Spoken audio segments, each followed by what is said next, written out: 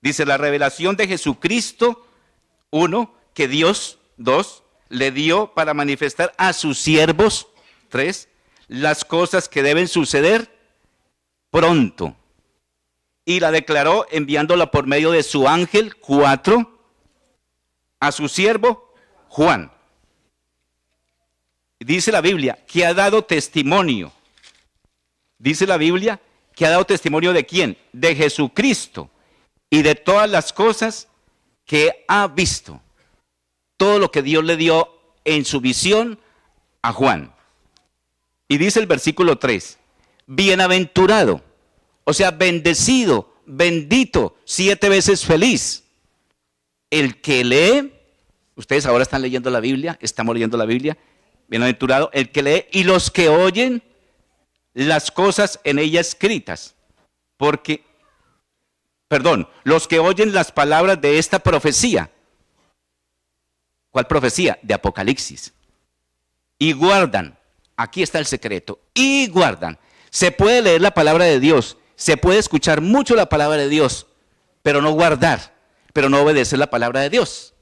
Entonces ellos serían los bienaventurados, los benditos serían los que leen, oyen y guardan, o sea, obedecen la palabra de Dios. Dice, ¿por qué? Porque el tiempo está cerca. En la versión contemporánea en inglesa me gusta porque dice, the time is almost here. The time is almost here. El tiempo está cerca. Ahora, después de haber tomado esos primeros 3 versículos de Apocalipsis como una base, como se los dije, vamos ahora a subirnos ya a la plataforma. A la plataforma entonces para levantar vuelo, así como los aviones que levantan cuando decolan. Cuando está en rodamiento, pero cuando el avión guarda sus ruedas, ahí nos encomienda a Dios, ¿sí o no? Estamos decolando. En esta predicación entonces vamos junto con ustedes, leyendo la Biblia, vamos a levantar vuelo, vamos a decolar, para así enrutarnos hoy, enfocarnos en este mensaje triple, un mensaje triple, urgente y universal. Mensaje triple, urgente y universal. ¿Cuál es? La tuvimos en la lectura bíblica, el mensaje de los 3 ángeles. Ese mensaje es relevante, es urgente, es valioso, es de suma importancia, de altísima importancia ese mensaje. Para nosotros, los que estamos hoy aquí, cada niño, y para el mundo entero. Entonces es un mensaje triple, es un mensaje urgente y es un mensaje universal. Ahora, en la lectura que tuvimos, ¿qué dice que tenía entonces el ángel? ¿Qué tenía el ángel en la mano? Dígalo, hermano. El evangelio eterno. El evangelio eterno. Entonces tenía el evangelio eterno. Este evangelio es el mismo llamado en la Biblia. Lo que le voy a decir ahora no son palabras mías, sino que están en la Biblia acerca del evangelio. Es el evangelio del reino. ¿De cuál reino? Del reino de Dios, del gobierno de Dios. También se le llama el evangelio de la paz. ¿Necesitamos paz? Sí, y mucha en el mundo. Este evangelio nos trae paz, calma a nuestro espíritu, a nuestro ser. También se le llama el evangelio del Señor. Ya sabemos de cuál Señor. De aquella promesa, la promesa que viene desde Génesis 3:15. ¿La recuerdan ustedes? El evangelio de la gracia, ese regalo de Dios. Así se denomina el evangelio en la Biblia. El evangelio de nuestro Señor. Y dice también el evangelio del Dios bendito. Así lo dice en la Biblia. Si nos vamos a Gálatas 1:6 al 10, Gálatas 1:6 al 10, vamos a mirar qué dice del evangelio. Dice el apóstol Pablo, estoy maravillado que tan pronto os hayáis alejado del que os llamó por la gracia de Cristo para seguir un evangelio diferente. El número 7 dice, no que haya otro evangelio, sino que hay algunos que os perturban y quieren pervertir el evangelio de Cristo. Comparémoslo ahora esto con lo que dice el apóstol Pedro. Y vea lo que dice el apóstol Pedro acerca del apóstol de Pablo. Y en 2 de Pedro 3:16 dice, casi en todas sus epístolas, está hablando el apóstol Pedro del apóstol Pablo, dice casi en todas sus epístolas o cartas, que es lo mismo, hablando en ellas de estas cosas, entre las cuales hay algunas difíciles de entender, las cuales los indoctos, ¿sabe qué es un indocto? Busque en el diccionario para poder ampliar un poquito más. Y dice, ignorante, inculto, iletrado, analfabeta. Pero ¿sabe una cosa? Aquí, en la Biblia, no es esa persona que es analfabeta. Ustedes y yo creo que hemos compartido estudios bíblicos con personas que no saben leer y escribir, ¿sí o no? Y son analfabetas, porque no saben leer ni escribir, por decirlo así. Pero en el caso del Evangelio, esas personas ya no son analfabetas, aunque no sepan leer y escribir. Es más, muchas personas han aprendido a leer con la Biblia. Estos ignorantes, incultos, iletrados, analfabetas, ¿se refiere a quién? A los que no son letrados en la Biblia, en la palabra de Dios. Ellos se llaman analfabetas. Ellos sí se pueden llamar analfabetas. A los que no han querido escuchar la palabra de Dios, ellos son incultos, analfabetas, ignorantes y cristianos. Ahora, continúa. Entonces, los indoctos e inconstantes tuercen. ¿Las escrituras se pueden torcer? Sí. Entonces, esos indoctos, aunque sean teólogos, doctores en la ley, pueden torcer la palabra de Dios. La cambian, le cambian su sentido, le cambian su dirección, la tuercen. Como también las otras escrituras para su propia perdición. Por ejemplo, comienza la Biblia. En el principio creó Dios los cielos y la tierra. Y desde ya, esos indoctos la tuercen. La tuercen. Dice, no, fue el Big Bang. Es la evolución y muchas teorías más. La tuercen, la cambian. Y dice la Biblia, para su propia perdición. Ahora, continuemos con Gálatas 1:8. Gálatas 1:8 que dice, mas si a nosotros, está hablando Pablo a los Gálatas, él junto con los Gálatas, mas si aún nosotros o un ángel del cielo os anunciare otro evangelio diferente del que os hemos anunciado, sea anatema. Y vea lo que dice aquí. Como antes hemos dicho, también ahora lo repito. Cuando la Biblia repite algo, se los he mencionado aquí, hay que ponerle mucha atención, porque lo repite. Por eso dice aquí, también ahora lo repito. Si alguno os predica diferente evangelio del que habéis recibido, sea anatema. En otras Biblias, tal vez en la suya dice, sea condenado. Y en otras dice, sea maldición. Una palabra que no me ha gustado a mí decir nunca. Maldición. Nunca la digan ustedes, a no ser que esté leída por la Biblia, ¿no? Entonces, sea anatema, condenado y maldición es igual.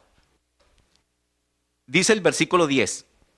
Dice, pues, ¿busco ahora el favor de los hombres o el de Dios? Aquí está la big question. ¿O trato de agradar a los hombres? ¿O trato de agradar a los hombres? Ahí cierra la interrogación. Pues si todavía agradara a los hombres, no sería siervo de Cristo. Porque no se puede servir a dos señores. Ahora, el evangelio eterno que tenía el ángel, el cual Juan vio, era y es el evangelio eterno. ¿Por qué se llama el evangelio eterno? Porque viene de un Dios eterno. Porque es para eterna salvación. Ahora, llamado también el evangelio de Jesús. En la Biblia lo llama el evangelio de Jesús. El evangelio de Cristo y el evangelio de Cristo Jesús. Así lo dice la Biblia. El evangelio de Cristo. El evangelio eterno que tenía el evangelio eterno que tenía el ángel es el evangelio del plan de la redención. El plan de la redención organizado o planeado antes de la fundación del mundo. Antes. Es el plan de la redención o el mismo plan de salvación. Equivale a lo mismo. Y que se menciona desde Génesis 3:15, como se los dije ahora. Y transita, viaja, navega ese evangelio desde Génesis. ¿Sabe hasta dónde va? Hasta Apocalipsis 22, 21. Hasta donde termina la Biblia. Va. De principio a fin de la Biblia está el evangelio eterno. Bien.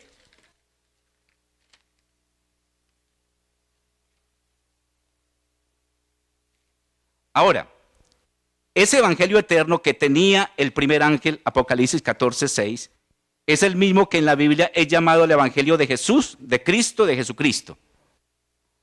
Veamos, veamos ahora el evangelio encarnado, hecho hombre. Mateo 1, 21. El evangelio encarnado. Rodrigo, ¿qué está diciendo allí? Sí, el evangelio viene empaquetado, viene encarnado. ¿En quién? Dice Mateo 1:21, dará a luz un hijo, Mateo 1:21, dará a luz un hijo y llamará su nombre Jesús. Hay que ponerle ese acento a Jesús, no es Jesús. Y llamará su nombre Jesús. Cuando lo digan, dígalo con fuerza, con énfasis, porque es solemne el nombre de Jesús, porque Él salvará a su pueblo de sus pecados. Y en sus pecados. No dice la Biblia en sus pecados, pero en sus pecados también. Todo esto, el 22 dice, todo esto aconteció para que se cumpliese lo dicho por el Señor por medio del profeta cuando dijo. O sea, Mateo está hablando de un profeta del Antiguo Testamento.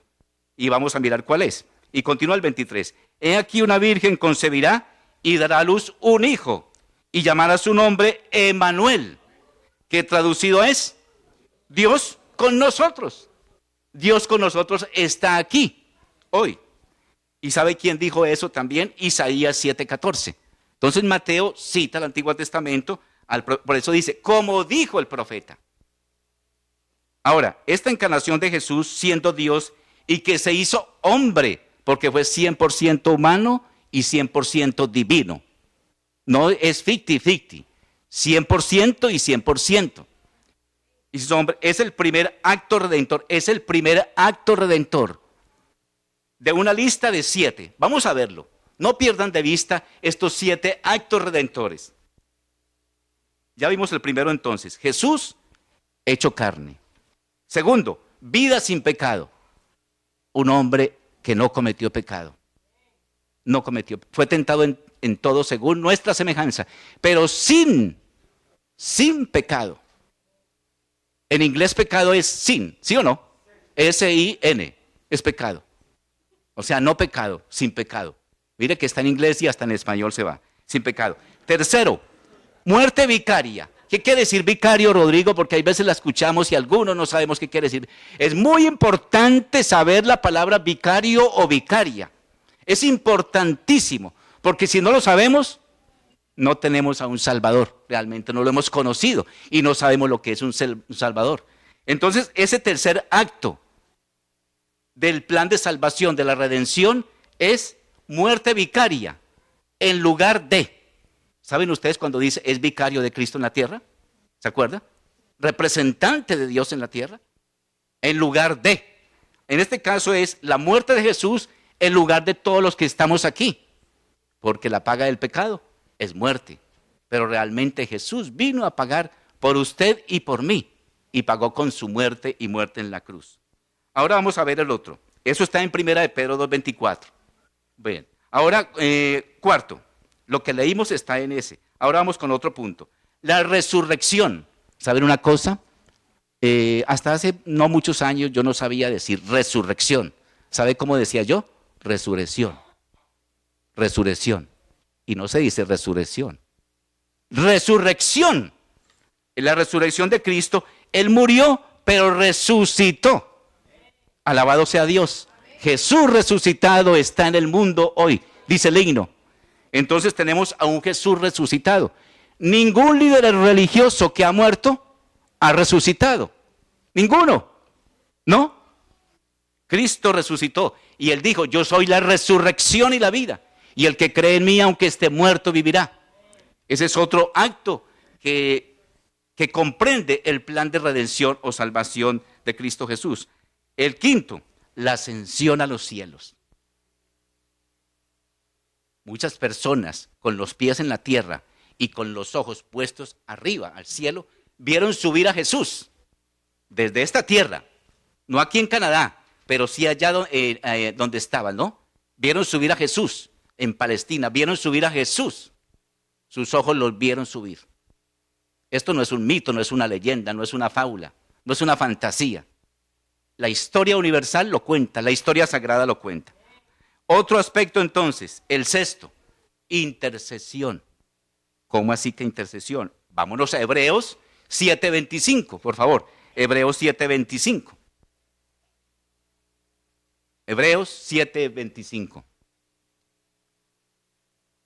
Dice, por lo cual puede también salvar eternamente a los que por medio de él se acercan a Dios. Nadie puede traspasar a Jesús. Yo soy el camino, la verdad y la vida. Y nadie viene al Padre sino por mí. Mire lo que dice ahí, nadie viene, no dice nadie va. Mire, dice, nadie viene al Padre sino por mí. Ningún ser humano, si se quiere salvar, puede traspasar a Jesús. Entonces vea lo que dice, voy a repetirlo. Por lo cual puede también salvar eternamente a los que por medio de él se acercan a Dios, ya que está siempre vivo.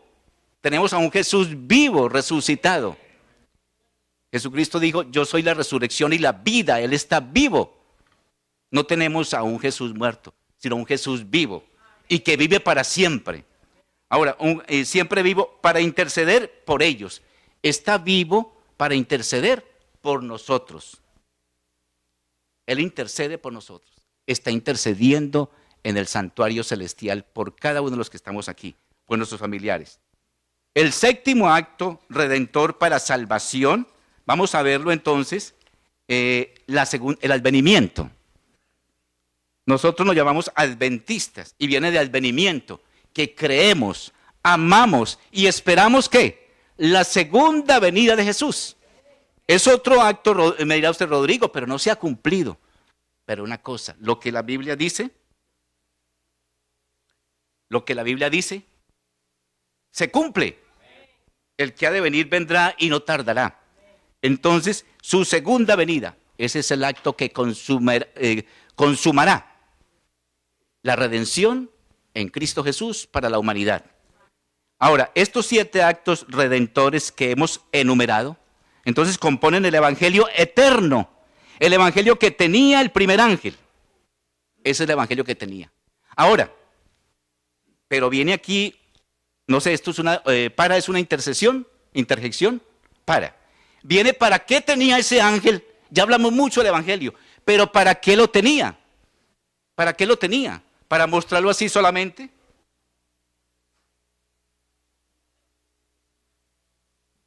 Tenía entonces el evangelio eterno. El ángel tenía el evangelio eterno. Para predicarlo.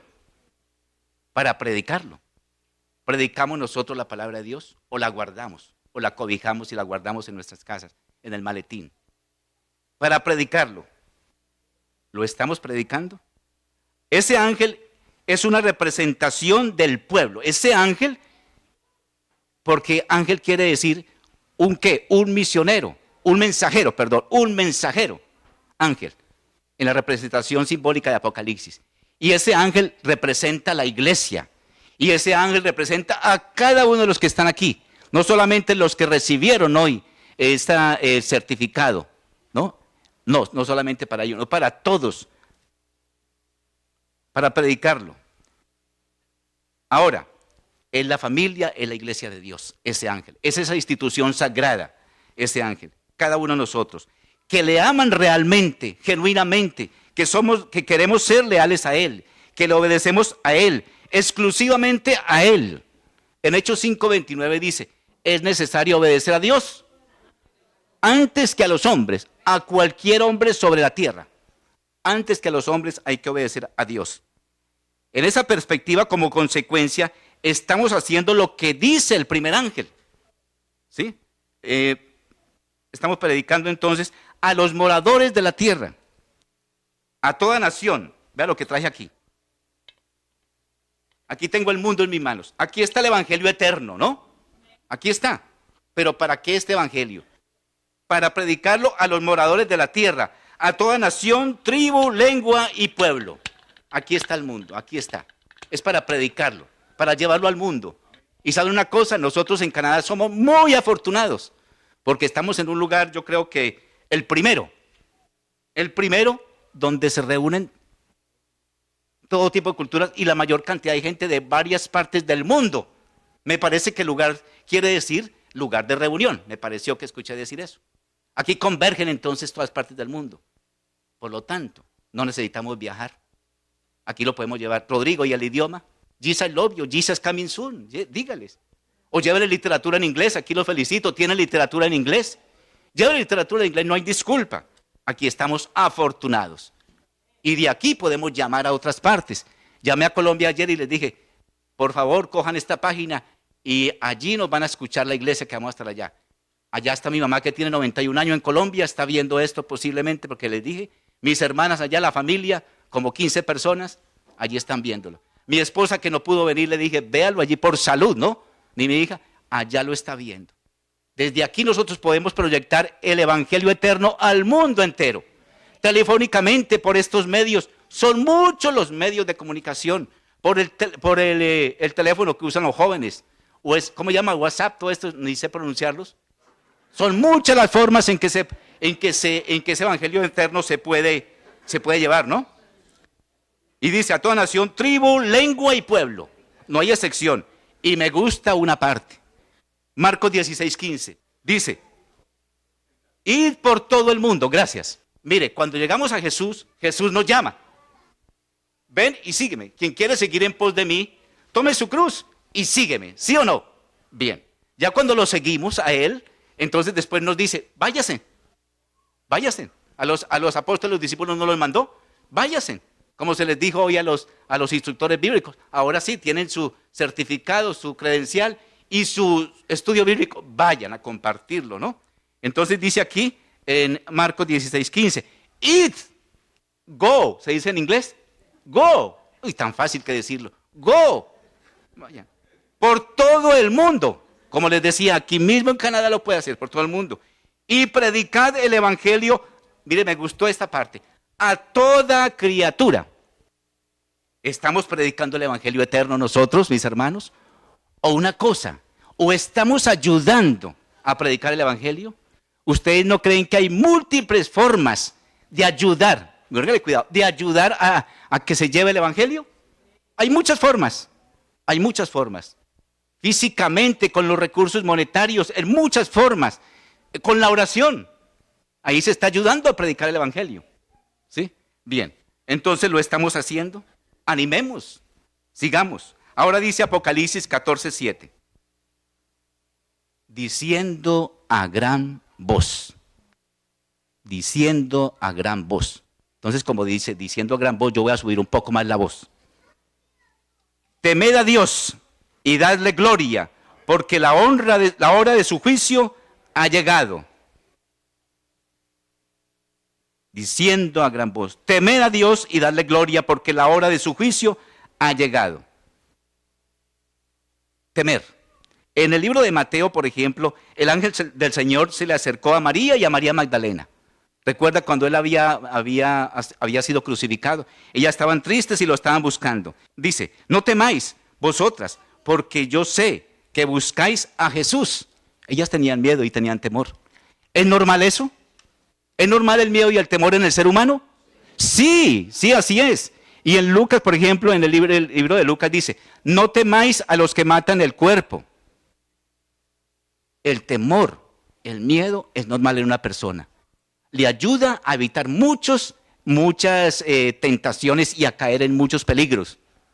Bien, pero ese tipo de temor no es el temor que es el tipo normal. El temor que se menciona aquí, donde dice temed a Dios, es el temor que se menciona, es el respeto debido a Dios, la honra a Dios. No tomarás el nombre de Jehová tu Dios en vano, porque no dará por inocente Jehová al que tomare su nombre en vano. Hay que entonces temer el nombre de Dios. Y el libro de Proverbios del sabio Salomón dice, el principio de la sabiduría es el temor a Jehová, o también se llama el temor de Dios. Este ángel entonces dice, temed a Dios. Ahora, la gloria, el honor, siempre se la debemos a Él, al Dios Altísimo. Al Dios Altísimo. Y en el versículo 7 dice, ¿por qué hay que temerle? ¿Por qué? Porque la hora de su juicio ha llegado. Según la profecía bíblica, desde 1844 comenzó un juicio ya investigador en el santuario celestial. Ese es el primer juicio. Investigador. No es un juicio ejecutivo. Todavía no lo es. Y dice, y adorad a aquel que hizo el cielo y la tierra. ¿Estamos adorando a Dios en este momento? Sí, porque estamos leyendo su palabra, estamos escuchando la palabra. Es más, también se adora a Dios con los diezmos y ofrendas. Con cada alabanza, con cada especial, se está adorando a Dios. Con cada lectura bíblica. Todo lo que hacemos aquí solemnemente es parte de esa adoración a Dios. Es más, ¿cómo lo dicen en inglés? Worship. ¿Cómo le dicen? Esa es adoración. Worship. Servicio de adoración. Worship. Servicio de adoración a Dios. Todo lo que se hace aquí. Por eso aquí es sagrado este lugar cuando estamos aquí, cuando se abre la palabra de Dios. Adorar a aquel que hizo el cielo y la tierra, el mar y las fuentes de las aguas. Adorar al Creador. Hoy día hay en el mundo personas que se adoran a ellas mismas.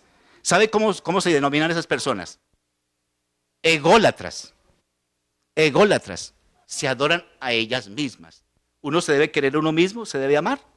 Sí, se debe amar, moderadamente, hasta cierto límite. Pero hay personas que se sobrepasa ese límite y ellas mismas se adoran. Y más grave aún,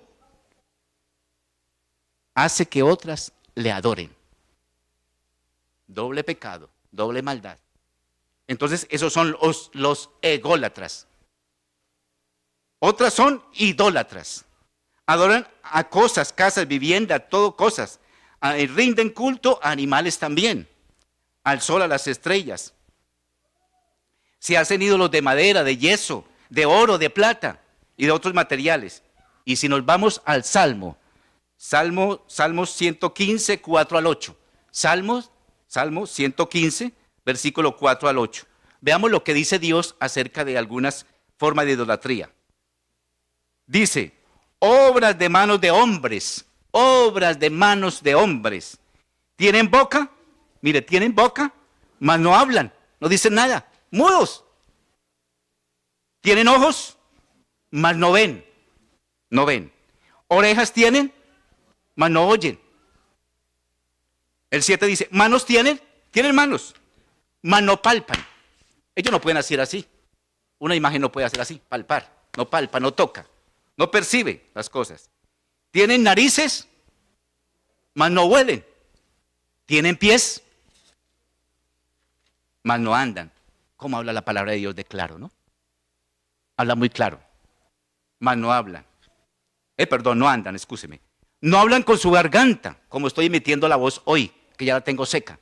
No hablan con su garganta, no hablan, porque no tienen las cuerdas bucales, no las tienen. Semejantes a ellos son los que los hacen. Semejantes a ellos son los que los hacen. Y cualquiera que confía en ellos, también son semejantes a ellos. Los que los hacen y los que confían en ellos. Mucho cuidado entonces con esa especie de idolatría. También el ser humano idolatra y adora personas. Caemos de pronto, hay veces fácilmente en esto. Incluso personas muertas.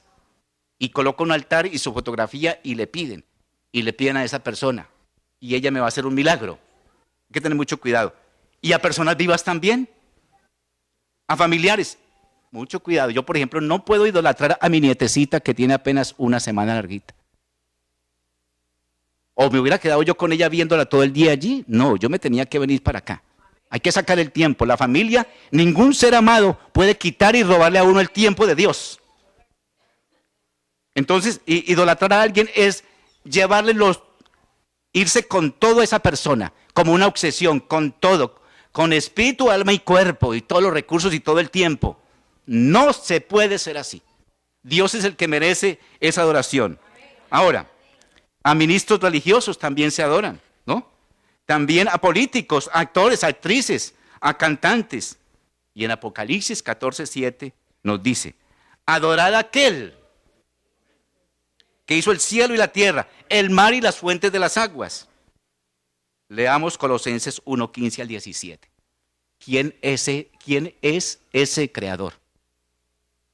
Y el título en las Biblias de ustedes yo creo que puede decir allí, Cristo el gran creador, o también el título de esos versículos puede decir, la preeminencia de Cristo.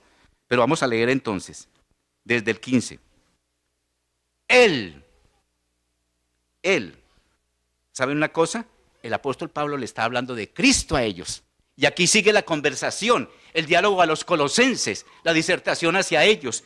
Y le está hablando de Jesús. Y aquí dice, Él, ¿quién? Jesús. Él es la imagen del Dios invisible, el primogénito de toda la creación. El primogénito quiere decir el primero, antes de, ¿sí? De toda la creación. El 16 dice, porque en Él fueron creadas todas las cosas. Ya se habían mencionado las aguas y se habían mencionado cosas, y ahorita dice todas las cosas, todas.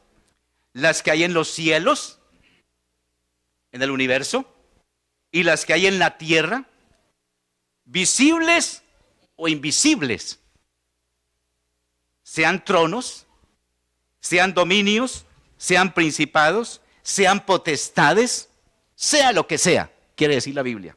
Todo fue creado por medio de Él y para Él. Por medio de Él y para Él. Dios es el dueño del mundo, Dios es el dueño del oro y de la plata, Dios es el amo y dueño y Señor de todo, para Él. Y el 17 dice, y Él es antes de todas las cosas, antes, para que no lo confundan algunos, que Él fue el primero en la creación. Él es antes de todas las cosas, Él estuvo antes para poder crear las cosas. Cuando una persona quiere salvar a otra, debe estar libre, y va, y entonces tiene que estar libre para ir a salvar a una que se está ahogando. Ahora, y todas las cosas en Él subsisten, además que las creó, subsisten, se mantienen. ¿Por qué con los terremotos que hubo, que se movió el eje unos centímetros, creo poquitos, de la tierra, un maremoto que hubo, creo que fue, o un tsunami? ¿Por qué la tierra no se cayó? Porque Dios la mantiene, la subsiste, ¿no? La subsiste. Por eso y por mucho más, el ángel en Apocalipsis 14:7 nos exhorta, nos pide, nos manda, porque es un imperativo. Pero mire que ese imperativo se hace ¿por qué? Porque Dios quiere y porque lo hace como quien dice mandando y yo soy el que mando. ¿Por qué lo hace? Por amor a nosotros. Mire que es por amor a nosotros, por bien de nosotros. Ahora, nos manda entonces a adorar a aquel. Nos manda a adorar a aquel que hizo el cielo y la tierra.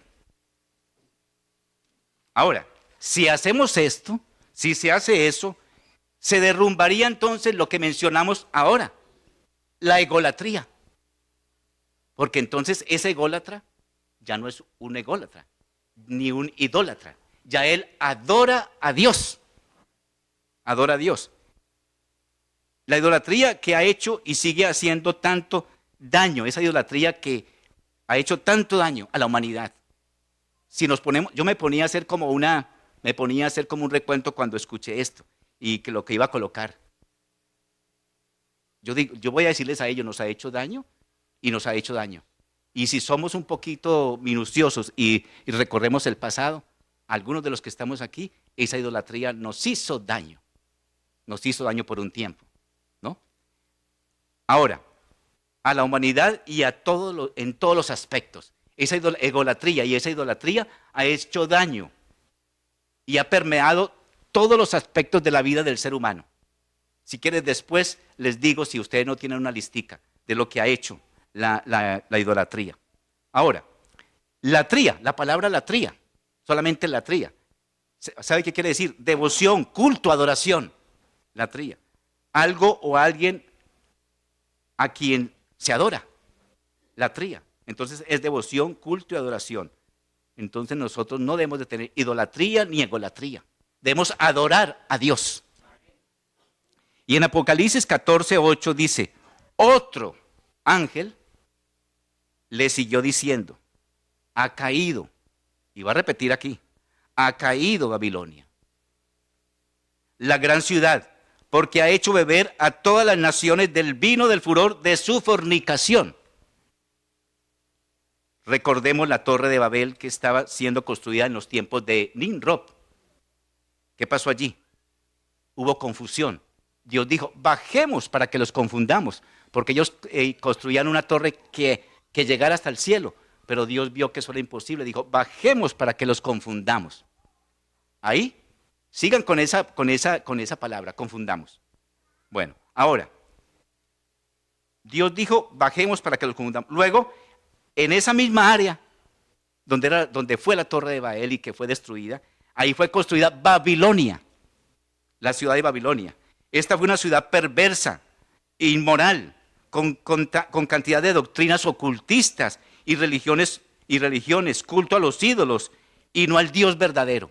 Babilonia se construyó allí, ¿no? Allí en ese lugar. Todo era confusión, fornicación espiritual y adulterio sexual. De todo había allí en esa Babilonia. Pero mire, tampoco esa es la Babilonia del que habla el tercer ángel. No, porque esa fue en la época antigua y está hablando para la Babilonia de los últimos tiempos. Entonces, esa no es, pero conserven eso de confusión. Y vámonos con esa. Lo hice así para que miremos dónde va la confusión, ¿no? Ahora, ha caído Babilonia. Si se menciona aquí Babilonia en la Biblia, si se menciona, y para los tiempos finales tiene que ser una institución religiosa que está en una ciudad populosa, que ustedes saben cuál es, ¿no? Tiene que ser una institución popular y universal, porque este llamado es para todo el mundo. Entonces, esta institución religiosa y muy popular y universal es la que se está denominando Babilonia, la que dice aquí el Apocalipsis. Ahora, miremos lo que dice este diccionario. Me lo traje para leerlo textualmente. Es un diccionario que no es de la Iglesia Adventista, Diccionario Ilustrado de la Biblia, en la página 67. Vean lo que dice.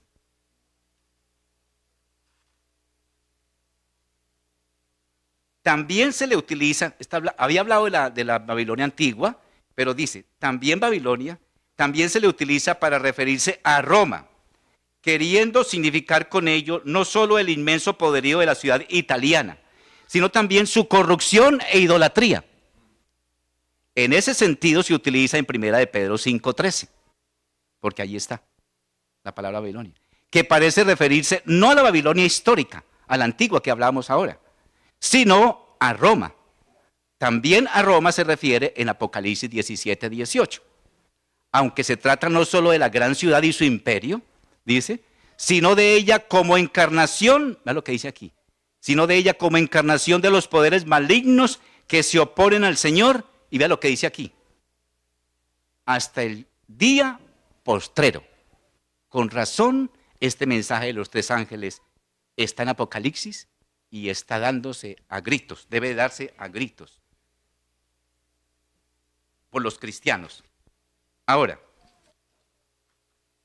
ha caído entonces Babilonia, la gran ciudad. ¿Por qué? Dice, porque ha hecho beber a todas las naciones del vino del furor, de su fornicación. En Proverbios 31:4 dice, no es de los reyes, oh Lemuel, no es de los reyes, repite, beber vino, ni de los príncipes, la sidra, no sea que bebiendo olviden la ley. Está hablando de las leyes civiles. Y está hablando del vino, literalmente hablando. Y pervierten el derecho de todos los afligidos. O sea, habría injusticia si los reyes beben y beben. Si una bolsa con leche se le agrega 20% de agua, ¿qué queda? ¿Cuál es el resultado? ¿Igual a qué? ¿Igual a qué? A leche adulterada. No es leche ni es agua, es leche adulterada o agua con leche.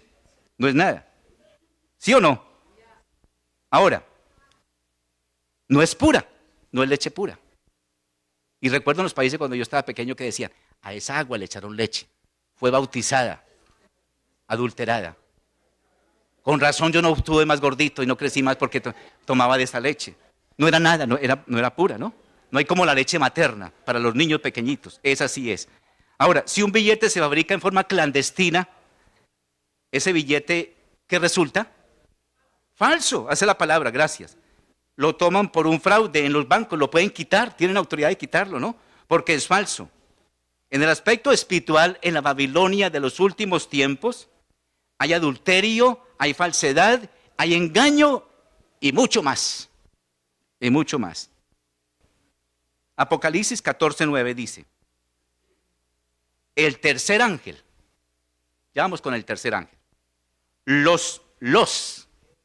siguió diciendo a gran voz, voy a subir la voz, si alguno adora a la bestia y a su imagen y recibe la marca en su frente o en su mano, él también beberá el vino de la ira de Dios, que ha sido vaciado puro en el cáliz de su ira, y será atormentado con fuego y azufre delante de los santos ángeles, dice ahí, de los santos ángeles y del Cordero. ¿Quién es el Cordero? Cristo Jesús. Y dice el versículo 11, el humo de su tormento sube por los siglos de los siglos, y no tienen reposo de día ni de noche, los que adoran a la bestia y a su imagen. Ahora, Rodrigo, qué terrible es caer en manos del Dios vivo. Pero tenemos a un Dios de amor. ¿Saben una cosa? Dios no oculta nada. Él debe de hablar todo muy claro, ¿sí o no? Él no puede engañar a la gente, no puede engañar a la humanidad. Él vino fue a salvarnos. Y por eso en la Biblia se habla de todo bien claro. Ahora, la imagen de la bestia, voy a ser breve en esto, es un país que ustedes ya conocen, que es un país que influye en la economía y la política de muchos países del mundo. Ustedes ya saben cuál es, por allá de que comenzó en el año 1776. Bien, que fue independizado en el año 1776. La historia universal menciona ese país y habla muchas cosas acerca de este país. Ahora, la marca en su frente, lo que pensamos. O sea, se va a imponer algo para que nosotros pensemos, la marca en la frente. La marca en su mano, lo que hacemos. Lo que va a imponer esta bestia, imagen de la bestia. Y dice, van a dar leyes mandatorias, obligatorias. Si no se obedecen, pues va a haber persecución y hasta muerte. Pero no temamos nosotros. Dios le dará la muerte al que Él sabe que puede soportar. Nosotros tenemos a un Dios todopoderoso. Puede hacernos desaparecer en un momento que vayan a matar a algún cristiano, ¿sí o no? Puede hacer muchas cosas. No temamos, mis hermanos, no temamos. Dice, entonces ahora, Rodrigo, hábleme un poquito de ese tormento eterno y el fuego y todo, como si Dios es un Dios castigador.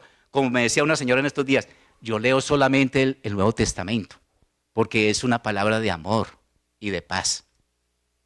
A mí no me gusta el Antiguo Testamento. La palabra de Dios hay que leerla desde Génesis hasta Apocalipsis. Ese tormento por los siglos, ¿sabe una cosa? No es eterno.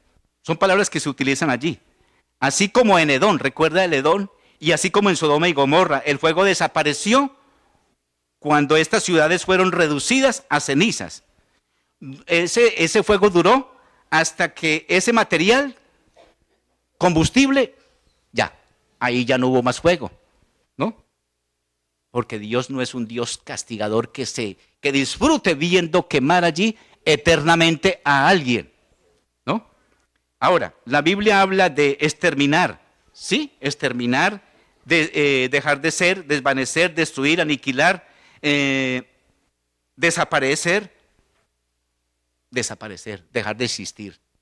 Quedaron como estopa en ceniza, no con un tormento eterno. En 2 de Pedro 3:9, vea lo que dice, 2 de Pedro 3:9. Aquí viene la parte buena. Dios no quiere que nadie perezca. Dios no quiere que nadie perezca. Porque todavía hay oportunidad. Todavía. Hoy es el día de salvación. Todavía hay oportunidad. Dios no quiere que nadie perezca, sino que todos procedan al arrepentimiento, como lo hizo David. Apocalipsis 14, 12 y 13. Aquí viene lo consolador para nosotros, para los cristianos que queremos, escuchamos a Dios y queremos seguirle. Dice, aquí está la paciencia de los santos. ¿Son santos ustedes? ¿Son separados para Dios? Sí, ustedes conocemos a Dios, amamos a Dios, seguimos a Dios, adoramos a Dios. Aquí está la paciencia de los santos. Los que guardan, ¿recuerda? Los que leen, oyen y guardan. Y guardan. Los que guardan los mandamientos de Dios y la fe de Jesús. El 14 de febrero estuvimos aquí predicando sobre el amor. Y los mandamientos se encierran en amar a Dios, al prójimo y a nosotros mismos. Aquí está la paciencia de los santos, los que guardan los mandamientos de Dios y la fe de Jesús. La fe en ese Jesús, el espíritu de profecía, la profecía. Oí una voz desde el cielo me decía, escribe, bienaventurados, benditos, bendecidos, de aquí en adelante, los muertos que mueren en el Señor. Cuando entonces Juan estaba viendo allá en el desierto, donde fue el desterrado, desde ese momento en adelante estaba hablando Dios. Bienaventurados, los que de aquí en adelante, de aquí en adelante, los muertos que mueren en el Señor. Pero hoy continúa esa promesa. Bienaventurados los de hoy, 21 de marzo en adelante, de aquí en adelante, los muertos que mueren en el Señor. Y dice, sí, dice el Espíritu. El Espíritu Santo reconfirma esa voz del ángel. El Espíritu Santo también estaba allí, porque el Espíritu Santo reconfirma lo que Dios dice. Dice el Espíritu Santo, descansarán de sus trabajos, porque sus obras con ellos siguen. Que Dios me les bendiga.